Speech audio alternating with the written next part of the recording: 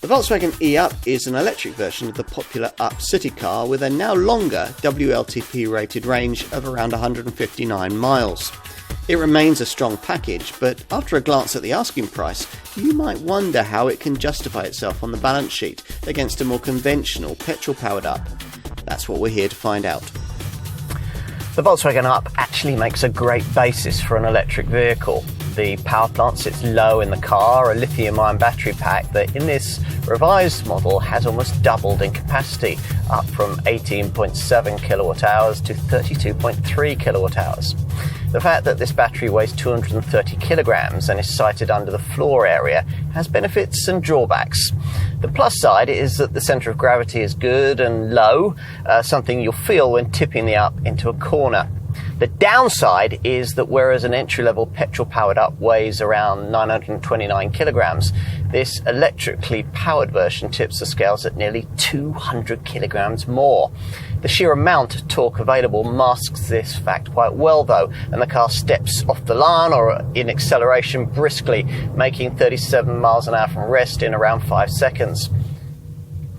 As well as a standard driving mode, the e-up has two selectable economy profiles as standard, Eco and Eco Plus.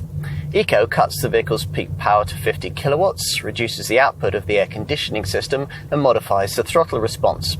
Eco Plus limits maximum power to 40 kilowatts, further modifies the throttle response and disables the air conditioning. On top of these different operating modes, the range of the e-up can be greatly influenced by regenerative braking. Now there are 5 modes available: D, D1, D2, D3 and B. Externally, the e-up can be identified by badges on the front wings and boot lid, as well as by distinctive C-shaped LED daytime running lights, this blue strip at the base of the bonnet, and 15-inch Tezzel alloy wheels. But these are details. Essentially, aside from the lack of tailpipes, the 5-door e-up is hard to tell from its petrol counterparts without looking for the badging.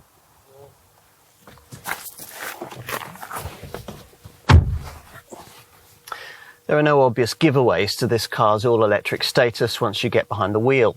There's a proper ignition slot rather than a start button, and even the large analogue fuel gauge looks endearingly conventional. As usual with an Up, the interior feels a slight cut above other city cars in terms of quality. As for connectivity, well, as in other Up models, you get this smartphone docking attachment that sits above the climate controls and can accommodate handsets with screen sizes of up to 5.5 inches. If you don't want to faff around with your phone, the car itself provides this little 5-inch composition colour touchscreen below the climate controls, which has shortcut buttons for radio, media and phone, and can display the smallest reversing camera display we've ever seen. What about the rear seat?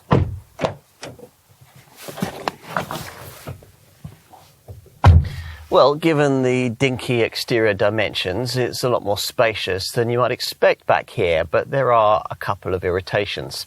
First, that you don't get proper side windows, just these glass panes that you can angle out for extra ventilation. And secondly, that there's no opportunity to take a third centrally seated passenger, as you might want to if, say, you were transporting 3 small children. On the plus side, the Up's boxy dimensions mean that the roof doesn't taper towards the rear, so there's as much headroom in the back as there is in the front. Let's finish with a look out back. Now, because there's only this opening glass panel, you've a high lip to lift luggage over, but the boot you'll access is certainly very decently sized for a car of this class. Its 251-litre capacity figure being the same as that of the petrol variants, which means it's a tad bigger than is typical in this class.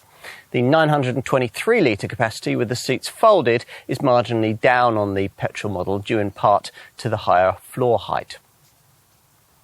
Your WLTP rated driving range in this model is now around 159 miles if you drive it reasonably gently, but that'll drop to well under 100 miles if you pedal it hard and run it with everything switched on.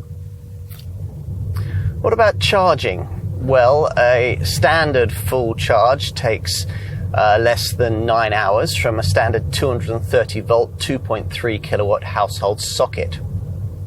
On top of this, all e-ups have a DC fast charging circuit as standard. Using the combined charging system, CCS, this enables a flat battery to be charged to 80% in 30 minutes. This car offers everything you need in a 21st century modern shopping runabout, and nothing that you don't.